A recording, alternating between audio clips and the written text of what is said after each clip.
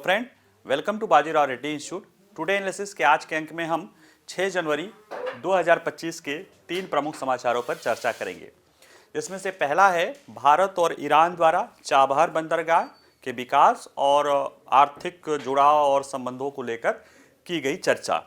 Iran के उप विदेश मंत्री या जिन्हें कह सकते हो भारत के विदेश सचिव के समकक्ष हैं, वो ईरान भारत की यात्रा पर रहे हैं और भारत के विदेश सचिव के साथ एक वार्ता हुई है जिसमें चाबहार और अन्य कुछ मुद्दों पे चर्चा हुई। तो इसको हम समझेंगे, चाबहार, उसका रणनीतिक महत्व भारत के लिए, ईरान के लिए, और INSTC को भी इसके साथ ही देखा जाता है तो उसको भी हम समझेंगे।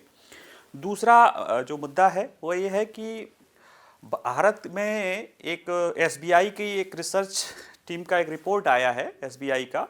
उसमें ये कहा गया है कि भारत में ऐतिहासिक रूप से पहली बार गरीबी के आंकड़े या गरीबी का अनुपात 5% से कम हो गया है। ग्रामीण क्षेत्रों में भी कम हुआ है और शहरी क्षेत्र में तो पिछले साल ही 5% से कम हो गया था, लेकिन ग्रामीण क्षेत्र में भी काफ़ी कमी आई है, जिसके कारण ओवरऑल और ग्रामीण और शहरी मतलब सब जगह जो है गरीबी रेखा जो है 5%, गरीबों की संख्या 5% से कम हो गई है। हालांकि इसको लेकर कुछ वाद विवाद भी है, उसको हम समझेंगे क्या कारण है, कैसे है। तीसरा मुद्दा है कि जॉर्ज सोरस, नाम तो काफ़ी रहता है, उसको हाल फिलहाल में अमेरिकी राष्ट्रपति जो बिडेन द्वारा राष्ट्रपति का प्रेसिडेंशियल मेडल ऑफ फ्रीडम या प्रेसिडेंशियल मेडल उसे दिया गया है, जो कि अमेरिका का सर्वोच्च नागरिक सम्मान है। उसे ही नहीं, उसके साथ और 15-16 लोगों को, 18 लोगों को दिया गया है। तो हम ये देखते हैं पहले भारत और ईरान के मध्य चाबहार बंदरगाह के विकास को लेकर और आर्थिक पहलू और अन्य सांस्कृतिक और लोगों से लोगों को जुड़ाव को लेकर चर्चा। ये चर्चा भारत ईरान के विदेश मंत्री के हालिया उप विदेश मंत्री के हालिया दौरे के दौरान ये हुआ था, जब वो भारत के विदेश सचिव के साथ वार्ता कर रहे थे।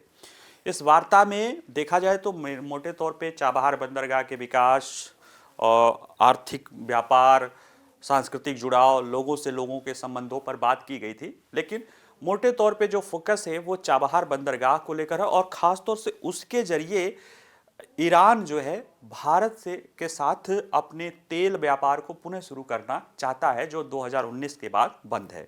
ठीक है, ऐसा ईरानी अधिकारियों द्वारा कहना है। और भारत जो है चाबहार को महत्वपूर्ण इसलिए मानता है कि इसके जरिए वो अफगानिस्तान में और मध्य एशिया तक अपनी पहुंच बना सकता है। तो हम इसमें समझेंगे कि चाबहार बंदरगाह क्यों भारत के लिए महत्व है रणनीतिक रूप से, क्यों ईरान के लिए रणनीतिक रूप से महत्व है, क्योंकि जब भी भारत ईरान की कोई बात होगी तो उसमें चाबहार का नाम आएगा ही है। तो उसको हम समझने की कोशिश करते हैं, क्योंकि निश्चित रूप से दोनों के संबंधों के जुड़ाव में चाबहार बंदरगाह एक प्रमुख मुद्दा है। बाकी और सारे जुड़ाव है, लेकिन चाबहार इस समय जो है ज़्यादा एक कह सकते हो कि जुड़ाव के रूप में भूमिका आ रही है।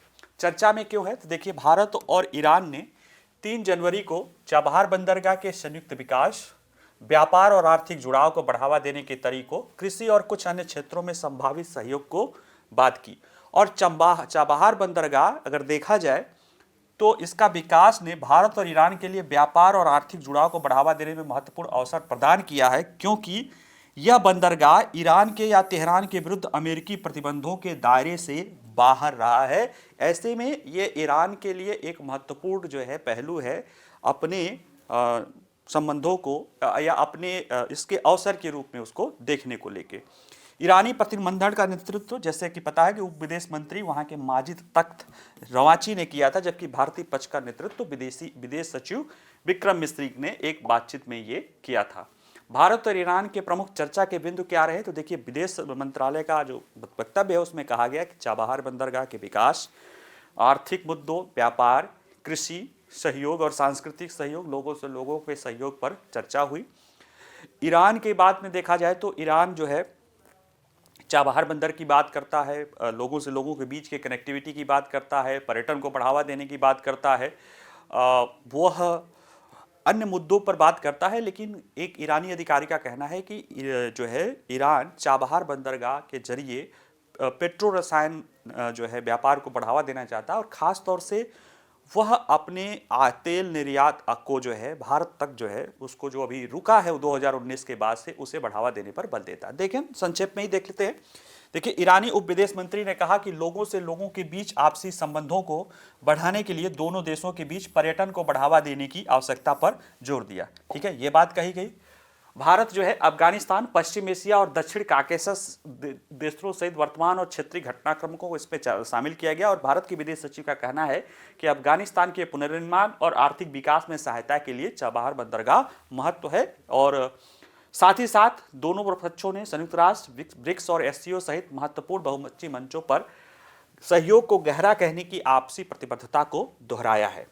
ईरानी अधिकारी ने भारत को कच्चे तेल की आपूर्ति फिर से शुरू करने के तरीकों पर विचार कर रहा है और चाबहार बंदरगाह के माध्यम से पेट्रो रसायन क्षेत्र सहित समग्र व्यापार टोकरी का विस्तार करने का इच्छुक है। क्यों इच्छुक है? क्योंकि भारत ने अमेरिका द्वारा ईरान पर 2019 में जो लगाए गए कड़े प्रतिबंधों के बावजूद अपने तेल व्यापार को सीमित कर लिया है। देखिए, पहले ईरान एक प्रमुख तेल और गैस निर्यातक रहा है और भारत अपना काफ़ी हिस्सा जो है वहाँ से निर्यात करता था। अगर थोड़ा सा ब्रीफ कर दे तो पहले हमारा ईरान का व्यापार 2002-3-4 के आसपास जो है 19-20 अरब डॉलर का, 15-16 अरब डॉलर का था। आज वो घट के मात्र 2 अरब डॉलर तक का रह गया है और उसमें भी ईरान से हम 1 अरब डॉलर का आसपास कुछ लेते हैं, इधर से हम 1 अरब डॉलर के आसपास लेते हैं। तो इतना गिरावट आया है संयुक्त राज्य अमेरिका द्वारा ईरान पे लगाए गए प्रतिबंधों के बाद। और ये 2019 के बाद ये चीज़ें और प्रतिबंध आई जब जो है डोनाल्ड ट्रंप जो है राष्ट्रपति बने थे और उन्होंने प्रतिबंधों को और सख्त कर दिया था। ठीक है, तो ऐसे में ईरान चाहता है कि अभी तक केवल चीन द्वारा ही छुपे तौर पे तेल लिया जाता रहा है, खुफिया तौर पे जो है, लेकिन डोनाल्ड ट्रंप ने धमकी दी है कि वो और सख्त प्रतिबंध लगाएंगे। तो ऐसे में ईरान चाहता है कि ट्रंप की जो धमकी है कि प्रतिबंध लगाएगा, वैसे में अगर भारत शुरुआत कर दे तेल लेना तो वो उसके लिए बेहतर हो सकता है। ये बातें देखिए कई बार क्या होता है सामने खुल के नहीं कही जाती है, लेकिन मेन उद्देश्य यही होता है क्योंकि उसने देखा है 2022 के बाद, जब फरवरी 2022 में रूस ने यूक्रेन पर हमला किया था और उसके बाद अमेरिका ने रूस पे जितने प्रतिबंध लगाए हैं उतने प्रतिबंध तो दक्षिण कोरिया और ईरान पे नहीं लगे हैं। इसके बावजूद भी उन प्रतिबंधों को धता बताते हुए भारत ने रूस से तेल लिया है और इतना लिया कि सबसे ज्यादा निर्यात करता है, सबसे ज्यादा आयात करता है और उसी तेल को प्रोसेस करके यूरोप को बेचता है। और भारत के ही बाद से फिर चीन ने भी तेल लेना तेजी से शुरू किया है। तो ईरान को लगता है कि भारत अगर रूस के साथ कर सकता है तो वो हमारे साथ भी अगर वो करेगा तो भारत उस चीज़ को वर्तमान स्थिति में है कि ट्रंप के प्रभाव को रोक सकता है, क्योंकि ट्रंप जो है उसको लगता है कि भारत के साथ उनके संबंध अच्छे हैं, जबकि चीन अब उस स्थिति में नहीं है। तो ये इस वजह से कुछ उसका ज़्यादा फोकस इसी पर रहा है। और भारत के लिए है कि चाबहार बंदरगाह चूंकि और मध्य एशिया के लिए, अफगानिस्तान के लिए रूस के साथ ये कनेक्टिविटी का, आईएनएसटीसी का आधार देता है, इसलिए भारत के लिए ये वार्ता ज़्यादा महत्वपूर्ण है। बंदरगाह की अवस्थिति देखा जाए तो देखिए ये अमन की खाड़ी में ये इनका ईरान का जो है सिस्तान बलूचिस्तान प्रांत है, इसी में स्थित है। और ईरान का सबसे जो है सबसे पहला, मतलब ईरान का पहला डीप सी पोर्ट है। डीप सी पोर्ट मतलब वो होता है जो जहाँ पे अगर कह सकते हो कि पोर्ट की गहराई अब 20 मीटर से गहरी होती है तो उसको डीप सी पोर्ट कहा जाता है।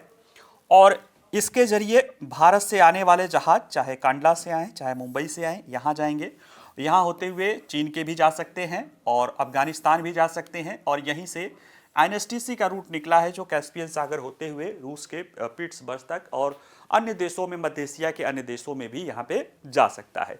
तो ये इसका कुछ महत्व है। और इसके जस्ट बगल में है ग्वादर बंदरगाह जो पाकिस्तान के बलूचिस्तान प्रांत में है। बलूचिस्तान ईरान में भी है और पाकिस्तान में भी है, बलोच लोग रहते हैं। वो यहाँ पे जो ईरान वाले हैं वो सिस्तान बलूचिस्तान बोला जाता है और ये बलूचिस्तान बोला जाता है। तो बलूचिस्तान में ही चाबहार है वो ईरान में है और बलूचिस्तान में ही ग्वादर है वो पाकिस्तान में है। पाकिस्तान वाले बंदरगाह को ईरान का सहयोग से बनाया जा रहा है और ईरान वाले बंदरगाह को भारत के सहयोग से बनाया जा रहा है, इसलिए दोनों जो है प्रतिस्पर्धी भी दिखाई दे रहे हैं। ठीक है, तो ये सारी चीज़ें हैं इनके बारे में। जैसे देखिए कि ओमान की खाड़ी के मुहान पर पहला गहरे पानी का बंदरगाह है, इसके जरिए ये ग्वादर पाकिस्तान के चीन द्वारा विकसित एक प्रतिस्पर्धी बंदरगाह है। भारत के लिए रणनीतिक महत्व देखा जाए कि हमने क्यों चाबहार बंदरगाह को चुना।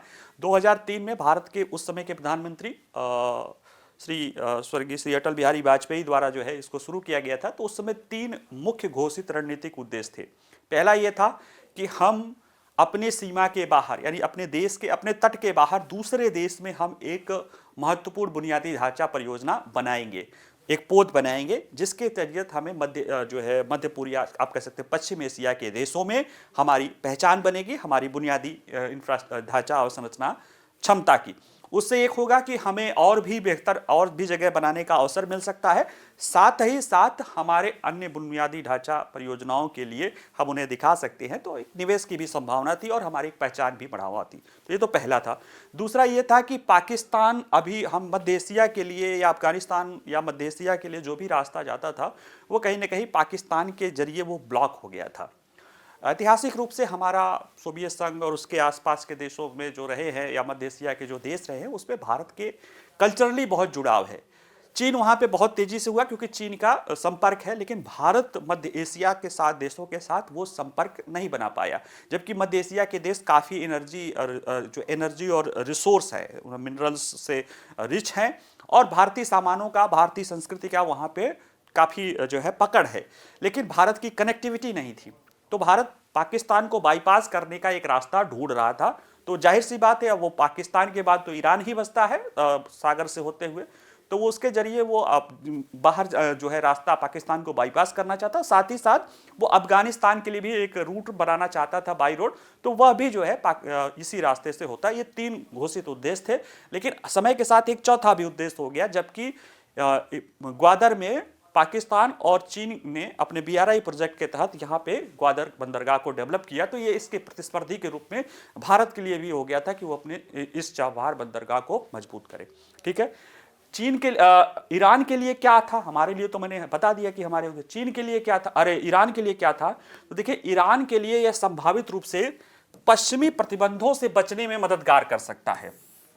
क्यों? क्योंकि अभी तक देखा जाए तो ये बंदरगाह जो है, चाबहार बंदरगाह के विकास की जो है वो पश्चिमी प्रतिबंधों के प्रभाव से जो है अछूता रहा है, उस पर प्रतिबंध नहीं लगाए गए हैं, लेकिन कहीं ना कहीं उसके प्रभाव पड़े हैं। क्योंकि देखिए, आप बंदरगाह बना रहे हो तो वहाँ से व्यापार करने को लेकर बना रहे हो, आपका भी व्यापार होगा और भी देशों को व्यापार होगा, लेकिन जिस देश में बंदरगाह बन रहा है अगर उसी देश पे प्रतिबंध लगा हुआ है और काफ़ी बड़ा प्रतिबंध लगा हुआ है, तो निश्चित रूप से उस व्यापार की जो है वायबिलिटी नहीं रहेगी। इसलिए उस उस पोर्ट पे पश्चिमी प्रतिबंध नहीं होने के बावजूद भी भारत का उसको लेकर ढीला ढाला ही रवैया रहा है, और उसको लेकर कई बार ईरान ने नाखुशी भी जाहिर की है, लेकिन खैर वो जो भी मामला हो।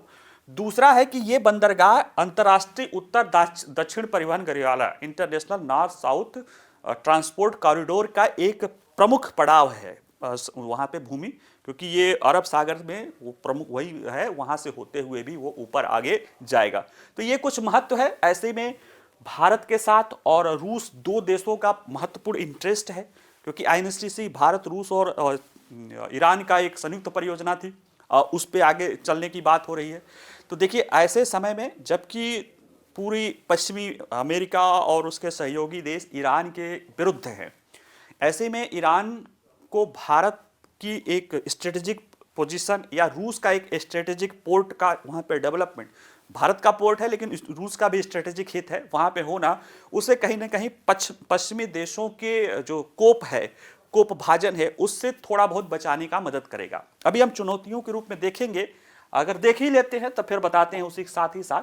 तो देखिए, इस परियोजना की चुनौतियों में मुख्य रूप से अमेरिकी प्रतिबंधों का और दबावों के प्रति अधिक संवेदनशील होना, इजराइल ईरान संघर्ष, अफगानिस्तान में अस्थिरता और निरंतर अनिश्चितताएं, और चीन की BRI प्रतिस्पर्धा, जिसमें पहला देखिए अमेरिकी प्रतिबंध और भी सख्त है और भी सख्त हो सकता है, क्योंकि ट्रंप ने कहा है कि वह ईरान के विरुद्ध बिल्कुल ही सख्त से सख्त प्रतिबंध लगाएंगे, और 2019 का जो सख्त प्रतिबंध लगा था वो भी ट्रंप के दौर में ही लगा था। ईरान इजराइल कई बार एक दूसरे के ऊपर हमले भी कर चुके हैं, सीमाओं में घुस के कर चुके हैं। ईरान ने मिसाइल हमला किया है इजराइल पर, इजराइल ने जो है जवाबी कार्रवाई की है। तो ये चीजें चल रही है एक दूसरे से। इजराइल ईरान का 7 अक्टूबर 2023 के बाद से जो है प्रॉक्सी के साथ तो वार ही है। ऐसे में ईरान को कहीं ना कहीं ये लगता है कि भारत का अगर चाबहार में इंटरेस्ट है, क्योंकि उसके सिवा तो अब भारत का कोई इंटरेस्ट वहां पे बहुत ज्यादा रह नहीं गया है। भारत ने 7-8 अरब डॉलर लगा दिया है, और वो भविष्य के लिए भी वो भारत के लिए महत्वपूर्ण है। आगे मध्य एशिया में जाना हो, चाहे रूस जाना हो, चाहे अफगानिस्तान तक अपनी पैठ बनानी हो, तो वो भारत के लिए महत्वपूर्ण है। तो ऐसे में वो जानता है कि चाबहार भारत के लिए महत्वपूर्ण है, चाबहार रूस के लिए भी महत्वपूर्ण है। ऐसे में उसको लगता है कि भारत चाबहार बंदरगाह के जरिए हम भारत का लिवरेज लेके इजराइल के या अमेरिका के प्रभावों को या जो उसका दबाव है उसको थोड़ा हद तक वो कम कर सकता है। लेकिन कम कब करेगा? जब आप एक किसी के लिमिट को, जैसे अभी इतना सारा मामला हुआ था, कुछ लोग कहे कि उस पर हमला करेगा नहीं करेगा। देखिए, इजराइल भी इन चीजों को जानता है कि भारत का वहां पे हित है, और हम भी जानते हैं कि इजराइल को ईरान इजराइल के बीच क्या संबंध है। तो हमें उन पे तराजू पे तौलना पड़ेगा। हाँ, ये होता है कि हम बातचीत के लिए आ सकते हैं, बीचों में दोनों देशों को शांति बनाए रखने की बात कर सकते हैं, लेकिन किस हद तक कर सकते हैं ये इस पर डिपेंड करता है कि ईरान का व्यवहार कैसा रहता है।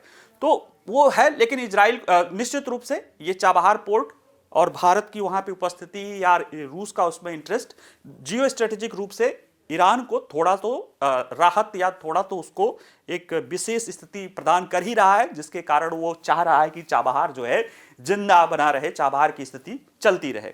ठीक है, और अगर शांतिपूर्ण तरीके से इसको किया जाएगा तो ये रास्ता आगे इसको बढ़ भी सकता है, लेकिन वही है कि ईरान कितना इसको लेकर आगे बढ़ने के लिए तैयार है, वैश्विक जनमत के साथ वो कितना करता है। क्योंकि वो जिस तरह से वो रूस के साथ वाले भारत के सपोर्ट की बात करता है, रूस और भारत का रिश्ता ही अनोखा है। ये बात रूस के राष्ट्रपति भी कह चुके हैं, भारत के प्रधानमंत्री, विदेश मंत्री भी कह चुके हैं कि रूस एकमात्र ऐसा देश है जिसके साथ हमारा स्पेशल प्रिविलेज स्ट्रेटेजिक पार्टनर है। स्ट्रेटेजिक पार्टनर हमारे बहुत है, लेकिन रूस के साथ स्पेशल और प्रिविलेज पार्टनरशिप ही है। तो वो चीजें ईरान के साथ हमारे पास नहीं है, लेकिन फिर भी महत्व है, तो हम इस पर कोशिश करते हैं और बात भी करते हैं। ठीक है, इसके लिए एक जो और इसका महत्व है, जो इंटरेस्ट है चाबहार का, वो है आईएनएसटीसी से इसका जुड़ाव। भारत से होके जो भी अभी व्यापार जाता है वो रूस के साथ पिट्सबर्ग का, वो लगभग 40 दिन का है, 12-13 हजार किलोमीटर की दूरी है। वो यहाँ से चलता है ये लाल सागर होते हुए और सुएज नहर होते हुए, भूमध्य सागर होते हुए पिट्सबर्ग तक जाता है, जिसमें करीब 40 दिन का समय लगता है, 40-45 दिन का समय लगता है। और ये एक बड़ा रूट है और चिंताग्रस्त भी होती है, और इस तरह की चीज़ों को लेकर चिंताग्रस्त भी रूट है। ऐसे में 2000 में भारत, रूस और चीन, ईरान द्वारा, बार बार चीन आ रहा है, ईरान द्वारा इसको एक विकल्प के रूप में एक 7200 किलोमीटर लंबे मल्टी मॉडल ट्रांसपोर्ट कॉरिडोर के रूप में एक परियोजना INSTC, international north south corridor के रूप में शुरू किया गया था। ये भारत के बंदरगाहों से शुरू होगा, ओमान की खाड़ी होते हुए, जो ईरान के चाबहार से शुरू होते हुए, ईरान से होते हुए इधर एक रूट इसका अफगानिस्तान भी जाएगा ऑफकोर्स, और इधर कैस्पियन सागर और इससे होते हुए रूस के पिट्सबर्ग तक ये जाएगा। और इसमें जो है, इसके तहत जो है दूरी, मतलब आईएनएसटीसी को देखा जाए तो दूरी वाइज भारत और रूस को कनेक्ट करने वाला सबसे कम जो है सबसे करीब वाला दूरी है, 7200 किलोमीटर है।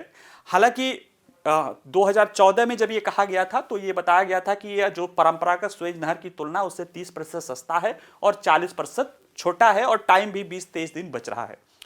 उसके बाद भारत ने एक रूस के साथ, रूस के व्लादिवोस्टोक से लेके जो है चेन्नई के लिए ईस्टर्न कॉरिडोर बनाया है, पूर्वी गलियारा जो है वो समुद्री गलियारा। उसके जरिए जो है व्यापार, हालांकि दूरी में अभी भी ये आईएनएसटीसी के जरिए ही कम है, लेकिन उसके जरिए समय थोड़ा और भी कम लग रहा है। लेकिन ये बात हमें नहीं भूलना चाहिए कि आईएनएसटी के साथ हम और भी मध्य एशियाई देशों के साथ अपना जुड़ाव कर सकते हैं, लेकिन उसमें कई सारी चुनौतियां हैं। देखिए, 2000 से शुरू है, आज भी पूरी तरह से फंक्शनल नहीं है, जबकि ये पिछले साल 2023 से शुरू हुआ, और उसमें पिछले साल जुलाई से 2022 के बाद से शुरू हुआ, और उधर जो है व्यापार होना शुरू हो गया है, और काफ़ी तेल हम व्लादिवोस्टोक से ला रहे हैं। तो ये है, महत्व है, और हमारा जितना कनेक्टिविटी रूस के साथ, मध्य एशिया के साथ हो उतना ही बेहतर है। और हमारा आईमेक है, ये भी हो यूरोप के साथ, जितना भी व्यापारिक कनेक्शन, जुड़ाव, सप्लाई चेन का हमारे साथ बने बेहतर है। तो आईमेक भी है, आईएनएसटीसी है, वो भी है, ईस्टर्न जो है सी जो है रूट है। सारे रूट खुले रहने चाहिए, हम इसके हमेशा से पक्षधर हैं, लेकिन इसमें कुछ चुनौतियां बनी हुई है। ठीक है, अगला जो रिपोर्ट है वह है भारत को लेकर एक सकारात्मक तस्वीर पेश कर रही है। हालांकि पिक्चर तो सकारात्मक तस्वीर नहीं पेश कर रही है, लेकिन तस्वीर ये पेश कर रही है कि भारत में इस तरह की तस्वीर, इस तरह की जो मतलब तस्वीर जो दिख रहे पिक्चर्स है, इसकी संख्या ऐतिहासिक रूप से कम हो गई है।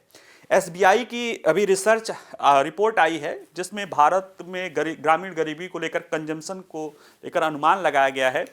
और वो अनुमान जो विभिन्न सारे सिंपल सर्वे हैं और जो गरीबी रेखा को लेकर जो तेंदुलकर समिति का अनुमान है उसको समायोजित करने के साथ ही निकाला गया है, और जिसमें यह माना गया है कि इतिहास में पहली बार ग्रामीण गरीबी 5% से नीचे आ गई है।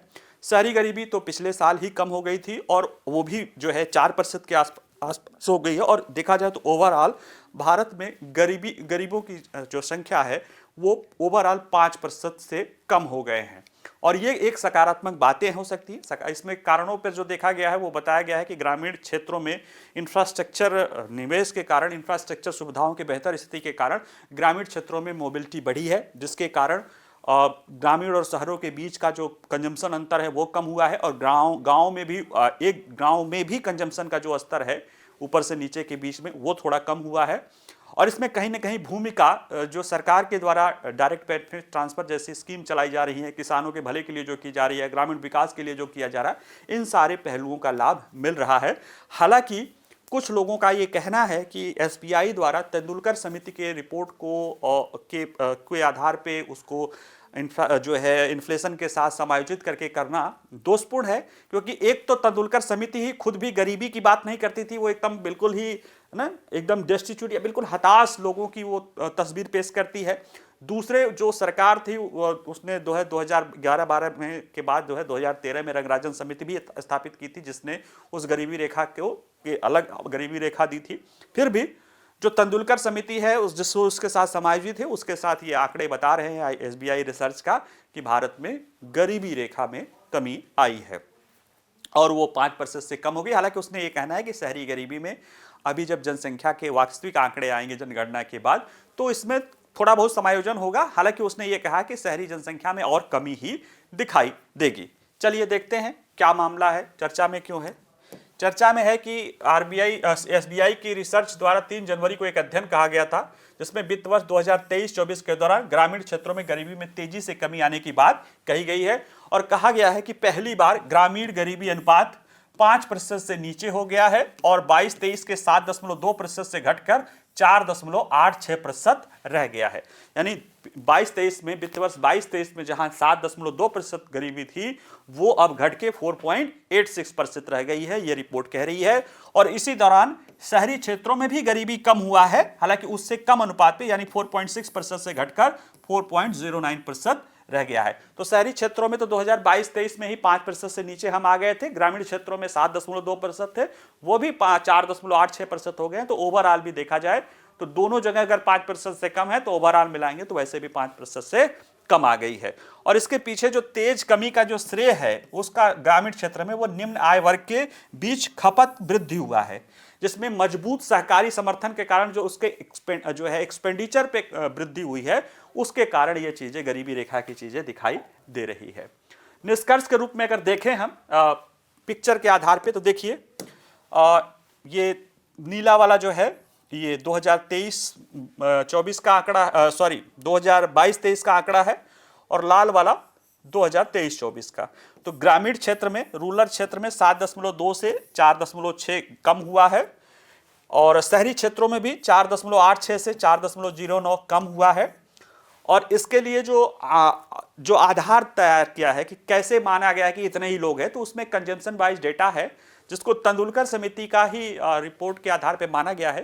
तेंदुलकर समिति ने 2009 में तेंदुलकर समिति गरीबी के लिए बनाई गई थी योजना आयोग द्वारा, तो उसने 2011-12 में अपनी रिपोर्ट दी थी और उस समय कहा था कि भारत में ग्रामीण क्षेत्र में जो 27 रुपए प्रतिदिन या 816 रुपए महीने से ज्यादा जिनकी खर्च है या जो पाते हैं, और शहरी क्षेत्रों में जो 33 रुपए प्रतिदिन से ज्यादा है खर्च करते हैं, यानी 1000 रुपए से ज्यादा खर्च करते हैं, वो गरीब माने जाएंगे, गरीबी रेखा के ऊपर माने जाते हैं। ठीक है, और उसी चीज को जब समायोजित किया गया 816 को मुद्रास्फीति के साथ जब एडजस्ट किया गया तो 22-23 में ये 1516 हुआ, 1545 हुआ, और ग्रामीण क्षेत्र में 816, और 23-24 में 1632 हो गया। यानी देखा जाए तो गरीबी रेखा को में जो 816 रुपए पहले माना जा रहा था, अब 1632 रुपए प्रति व्यक्ति हो गया है इस तेंदुलकर समिति को जनसंख्या के जो मुद्रास्फीति के साथ समायोजित किया गया। शहरी क्षेत्रों में जो 1000 की मानी गई थी वो बढ़ के 1944 हो गया है। तो इसी 1944 के आधार पर शहरी क्षेत्रों और 1632 रुपए के आधार पे प्रति व्यक्ति के आधार पे जब ग्रामीण क्षेत्रों प्रति व्यक्ति प्रतिमाह के आधार पे जब ग्रामीण क्षेत्रों का जब निकाला गया कंजम्पशन के आधार पे, तो ये आंकड़े आए कि जो है पिछले साल की अपेक्षा कम होकर 4.6% गरीबी ग्रामीण क्षेत्र में रह गई है और 4.06% ग्रामीण शहरी क्षेत्रों में रह गई है, और ओवरऑल देखा जाए तो ये 5% के नीचे आ गई है। इसके जो कारण है कि क्या कारण रहे, कैसे ग्रामीण क्षेत्रों में, क्योंकि शहरी क्षेत्र में तो पहले 5% से नीचे आ गई है, ग्रामीण क्षेत्रों में जो 7.2 से 4.86 हुआ, उसके पीछे इतनी कमी के कारण क्या रहा, तो उसमें ये बताया गया कि ग्रामीण क्षेत्रों में उन्नत भौतिक और अवसंरचना बनी है, इंफ्रास्ट्रक्चर बेहतर बना है, ये रिसर्च रिपोर्ट बता रही है, जिसके कारण वो कह रहा है कि सांख्यिकी कारण मंत्रालय द्वारा जो नवीनतम घरेलू उपभोग सर्वेक्षण उसके आधार पर कह रहा है कि ग्रामीण गतिशीलता में एक वृद्धि हुई है, ग्रामीण मोबिलिटी यानी आवागमन लोगों का बढ़ा है, जिससे आवागमन भी और उसमें गरीबी रेखा में भी संचरण बढ़ा है, जिससे क्या हुआ है कि शहरी क्षेत्रों के और ग्रामीण क्षेत्रों के बीच जो अंतर था कंजम्पशन का वह कम हुआ है, और ग्रामीण क्षेत्रों के भी विभिन्न जो वर्गों के बीच विभिन्न आबादी के जो है आर्थिक आंकड़ों के आधार पर जो अंतर था वह भी कम हुआ है, जिनके कारण जो है कहीं ना कहीं यह परिणाम दिखाई देती है। दूसरा दिखाई देता है कि ग्रामीण क्षेत्र में सरकार की विभिन्न योजनाओं का जो क्रियान्वयन किया जा रहा है उसके कारण जो है उनके एक्सपेंडिचर में वृद्धि हो गई है। कैसे? जैसे ये दिखा रहा है कि ग्रामीण शहरी अंतर में कमी का कारण ग्रामीण क्षेत्र में सरकार की विभिन्न योजनाएं हैं। ग्रामीण प्रति व्यक्ति मासिक आय जो कि निकाला जाता है एनएसओ द्वारा, उसका लगभग 30% जो है ग्रामीण पारिस्थितिकी तंत्र से जुड़ा हुआ है, इकोसिस्टम से। वो कहां से, उसमें ज्यादातर योगदान किसका है? सरकार द्वारा जो डायरेक्ट बेनिफिट हस्तांतरण किया जा रहा है, यानी लोगों को मुफ्त में अनाज दिया जा रहा है, कई सारी योजनाएं चलाई जा रही हैं, किसानों को दिया जा रहा है, ग्रामीण बुनियादी ढांचे का निर्माण किया जा रहा है, किसानों की आय बढ़ाने के लिए काम कर रहे हैं, ग्रामीण आजीविका में उल्लेखनीय सुधार। तो ये जो सारे पहलू कर रहे हैं उससे जो उनका कंजम्पशन है ना, उसमें 30% का योगदान ये सरकार की विभिन्न योजनाओं के कारण हो जा रहा है। ऐसे में कंजम्पशन बढ़ने के कारण जो 0 से 10% वाली आबादी थी ना, उसमें काफी तेजी से कमी आई है, और उसके कारण जो 0 से 10 वाली वो घट के जो है 0 से 5% में आ गई है, और ऐसे में ओवरऑल जो है ये कमी देखी जा रही है। आधार क्या बनाया गया? जैसे हमने अभी बताया कि तेंदुलकर समिति को इस रिपोर्ट ने 10 की मुद्रास्फीति और सुरेश तेंदुलकर समिति के द्वारा निर्धारित गरीबी रेखा के आरोपण कारक को समायोजित किया है। जैसे इसने माना कि 2011-12 में, तेंदुलकर समिति 2009 में बनी थी, इसने 2011-12 में रिपोर्ट दिया था। ये ग्रामीण क्षेत्रों के लिए या रूरल कर देते हैं, रूरल के लिए इसने दिया था 27 रुपए पर डे, ठीक है, और ऐसे निकाला गया तो 816 रुपए पर मंथ, ठीक है। ये ग्रामीण क्षेत्रों के लिए, अर्बन के लिए ये निकाला था 33 रुपए पर डे का, और ये निकाला गया तो 1000 रुपए जो है पर मंथ जो है आया, ठीक। अब ये 11-12 में 27 रुपए था कि 11-12 में 27 रुपए से जो कम पाता था वो गरीबी रेखा के नीचे था, और उस तरह से निकाला गया तो ओवरऑल तेंदुलकर समिति का मानना था कि 11-12 में 21.9% लोग भारत के गरीब थे, ठीक, शहरी और ग्रामीण मिला के। ये अब ये है कि अब जब इसको 27 रुपए अगर 2011-12 का है तो जाहिर सी बात है आज 27 रुपए तो नहीं, महंगाई भी बड़ी होगी। तो जब महंगाई के साथ समायोजित किया गया तो इसने कहा कि ये जो 27 रुपए है, 27 रुपए का मतलब जो है 816 है, अब ये 816 ग्रामीण क्षेत्रों में 1632 रुपए प्रति माह हो जाएगा। 816 उस समय का, इस समय 1632 रुपए ग्रामीण क्षेत्रों में हो जाएगा, और ये शहरी क्षेत्रों में जो 1000 रुपए है ये 1912 रुपए हो जाएगा। और इसके आधार पे जब निकाला गया तो ये पाया गया कि ग्रामीण क्षेत्रों में 4.86% और शहरी क्षेत्रों में 4.09% लोग गरीबी रेखा के नीचे हैं, और ओवरऑल इसने माना कि ग्रामीण क्षेत्र, ओवरऑल भारत में गरीबी रेखा के नीचे 5% से कम लोग हैं। हालांकि इस रिपोर्ट की भी आलोचना हो रही है। Tata institute of social science के प्रोफेसर हैं आर राम कुमार, उनका कहना है कि एसबीआई रिपोर्ट में जो 22-23 और 23-24 के लिए जो गरीबी रेखा निकालने के लिए तेंदुलकर समिति की गरीबी रेखा के साथ मुद्रास्फीति का समायोजन किया है वो सही नहीं है। पहली बात तो ये कह रहे हैं कि तेंदुलकर समिति का ही जो आंकड़ा है वो भी गरीबी रेखा नहीं, वो बिल्कुल असहाय लोगों के आंकड़े वो बताता है कि उससे कम में तो जीवन ही नहीं जी सकता, उसके बारे में ये आंकड़े बताता है। तो ये है। दूसरा ये कह रहे हैं कि जो गरीबी रेखा को अपडेट करना है, तेंदुलकर समिति ने उस समय जो 27 रुपए निकाला होगा उसमें कुछ कंजम्पशन में कुछ बास्केट रहे होंगे, उनके कुछ खर्चे रहे होंगे। आज आप उसको महंगाई के साथ समायोजित नहीं कर सकते क्योंकि गरीबों के जो कंजम्पशन बास्केट है उसमें काफी चेंज आ गया होगा। तो ये इनका कहना है। साथ ही में ये कह रहे हैं कि एनएसएस के क्रमिक दौरों के संरक्षण में भी पद्धतिगत काफी बदलाव हुआ है, जिसके साथ ये अलाइनेटेड नहीं है, इसलिए इसको सही नहीं माना जा सकता। लेकिन मेरा ये कहना है कि आप ये जिस प्रोसेस को आर्थिक दृष्टि से ये फॉलो कर रहे हैं लॉजिकल है, लेकिन हाँ जिस बात की एक बात कर रहे हैं वो भी लॉजिकल है। अब वही है कि देखने का तरीका क्या है कि गिलास आधी भरी है कि गिलास आधी खाली है। अगर आप तेंदुलकर समिति को नहीं मानेंगे तो ये मानना पड़ेगा कि 2011-12 में गरीबी 21.9% न होकर बल्कि बहुत ज्यादा थी, तब भी आप मानना पड़ेगा, तो आज आपको 5% से ज्यादा होगा। अब आप मानेंगे कि उस समय गरीबी 21% थी, तो आज गरीबी उसी आधार पर अगर मानेंगे तो कम से कम ये तो मानना ही पड़ेगा कि लगभग उसी के आसपास होगी। बाकी जनसंख्या की जो जनगणना आएगी उसके बाद हमें ज्यादा व्यवस्थित अध्ययन को जो है हमें चीजें प्राप्त होंगी। तीसरा समाचार है वह यह है कि अमेरिकी राष्ट्रपति जो बिडेन द्वारा 19 लोगों को प्रेसिडेंशियल मेडल दिया गया है, प्रेसिडेंशियल मेडल ऑफ फ्रीडम। तो ऐसे में प्रेसिडेंशियल मेडल तो हर बार दिया जाता था, इस बार हम क्यों पढ़ रहे हैं? क्योंकि ये बंदा जो है जॉर्ज सोरस के साथ ये जुड़ के ये थोड़ा चर्चा में हो गया है। क्योंकि जॉर्ज सोरस को लेकर कहते हैं ना कि जब पुलिस कोई वेरिफिकेशन होता है तो कहता है कि उसके बारे में बड़ी आम राय बहुत अच्छी नहीं है। तो वैसे ही जॉर्ज सोरस को लेकर बड़ी आम राय अच्छी नहीं है भारत में, तो दुनिया में भी नहीं है, भारत में भी नहीं है, अमेरिका में भी नहीं है। अभी देखेंगे हम इनको लेकर तो समझेंगे इसमें कि प्रेसिडेंशियल मेडल क्या होता है, किसको दिया जाता है, किस तरीके से दिया जाता है, और जॉर्ज सोरस को भी हम समझने की कोशिश करेंगे। देखो मैं मुस्कुरा रहा हूं, मुस्कुराने की बात ही है। आइए जरा देखते हैं। अमेरिकी राष्ट्रपति जो बिडेन ने 5 जनवरी को व्हाइट हाउस में एक समारोह में राजनीति, मनोरंजन, खेल और अन्य क्षेत्रों से के 19 सार्वजनिक हस्तियों को योगदान को सम्मानित किया और उन्हें प्रेसिडेंशियल मेडल दिया। ये जो प्रेसिडेंशियल मेडल होता है अमेरिका का सर्वोच्च नागरिक सम्मान होता है। आप हमारे यहाँ इससे पद्मश्री, पद्म विभूषण, पद्म भूषण और पद्मश्री से आप मतलब पद्म विभूषण मान लीजिए, ठीक है, भारत रत्न नहीं, पद्म विभूषण जो होता है आप मान लीजिए कि भारत का पद्म विभूषण उनको दिया गया है।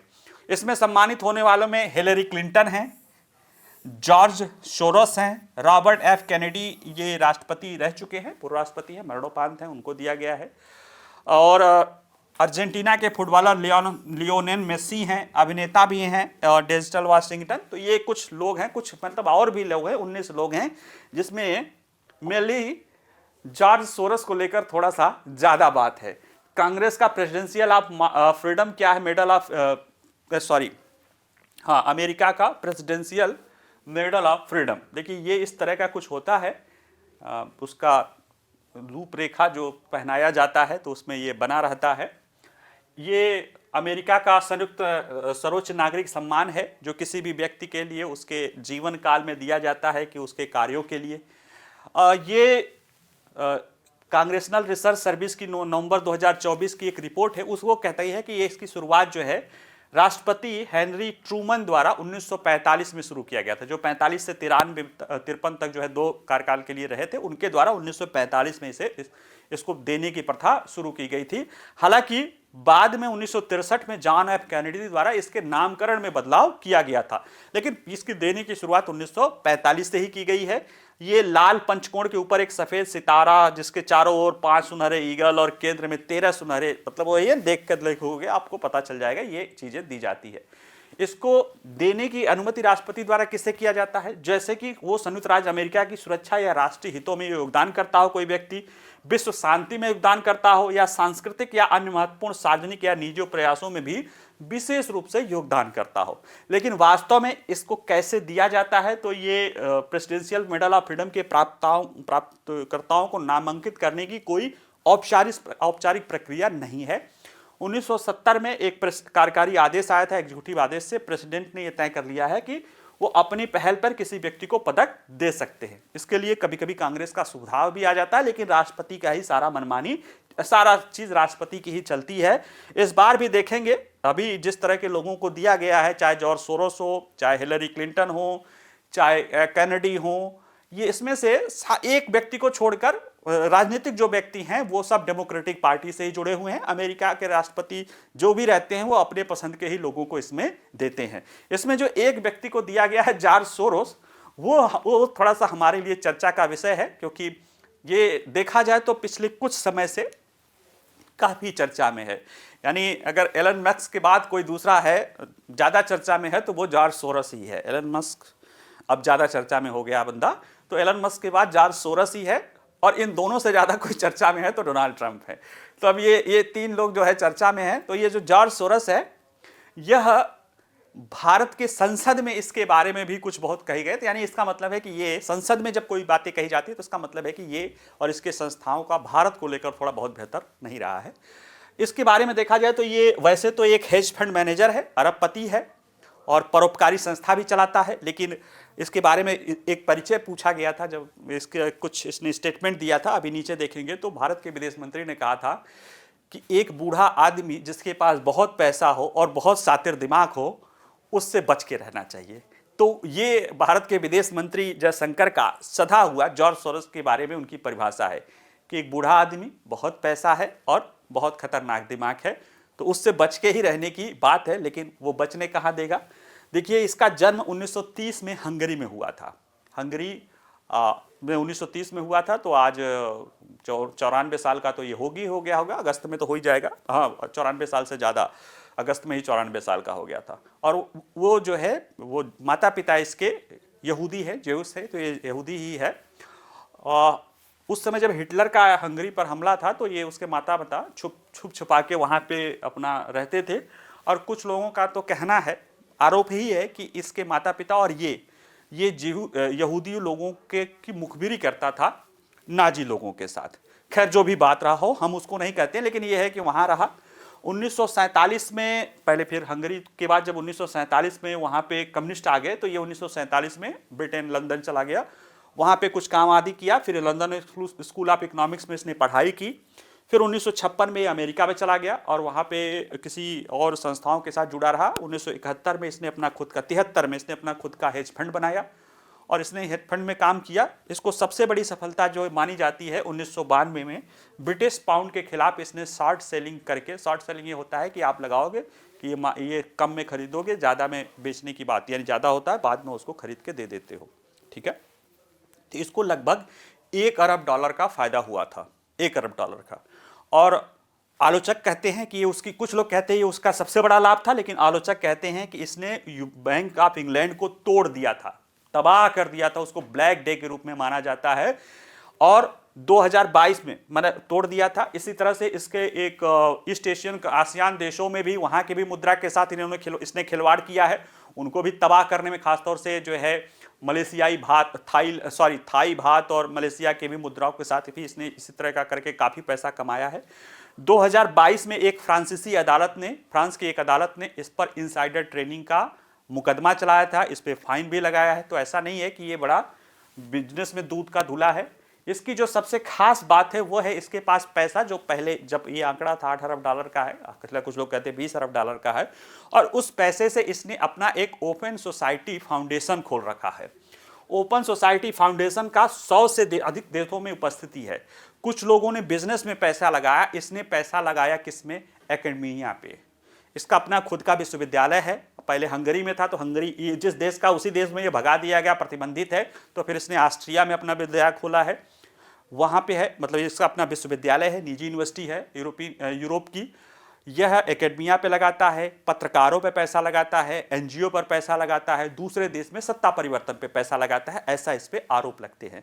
और अमेरिका में ये डेमोक्रेट पार्टी का बहुत करीबी है। डेमोक्रेट के जो भी फंडिंग हो, चाहे क्लिंटन का हो, ओबामा का हो, चाहे हिलरी क्लिंटन का चुनाव रहा हो, चाहे जो बिडेन का चुनाव रहा हो, खूब इसने पैसा लगाया है, सबसे बड़ा ये डोनर रहा है। और वहाँ तक कि जो न्यूयॉर्क स्टेट है और जहाँ पे जो बहुत सारे डेमोक्रेट्स जजेस या प्रोसिक्यूटर का चुनाव, उन तक को इसने जो है फंडिंग करके खरीद रखा है। और चाहे ट्रंप के चुनाव के लिए जो प्रोसिक्यूटर जिम्मेदार हो न्यूयॉर्क वाला, या गौतम अदानी के मामले में वो वही लोग हैं जिनको इसने फंडिंग कर रखी है।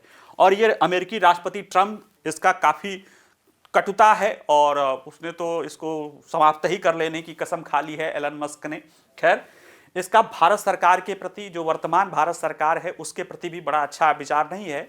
इसके द्वारा देखिए 2020 में दाओस में एक बात कही गई थी, उसमें ये कहा गया था कि जो सीएए है या जो कश्मीर में भारत ने 2019 में किया है, ये मुस्लिमों को दबाने की बात कर रहा है और ये एक अर्ध स्वायत्त मुस्लिम क्षेत्र जो कश्मीर में था उसको वहाँ पे समाप्त करके, और तमाम तरह की अनर्गल और प्रनर्गल जो है झूठ मूठ की बातें ये भारत की तरफ कहता है।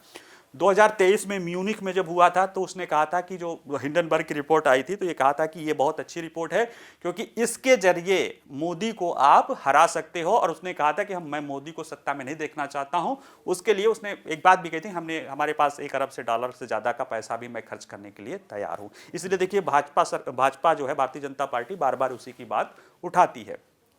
ठीक है, और इसके जो ओपन सोसाइटी फाउंडेशन है, भारत को लेकर जितने भी, भारत और जो अमेरिका के हितों के विरोधी जितने भी देश हैं उनके बारे में जो भी आप देखोगे इंडिकेटर्स निजी क्षेत्र द्वारा आते हैं, उन सब में कहीं ना कहीं ये ओपन सोसाइटी फाउंडेशन और जॉर्ज सोरोस जुड़ा हुआ है।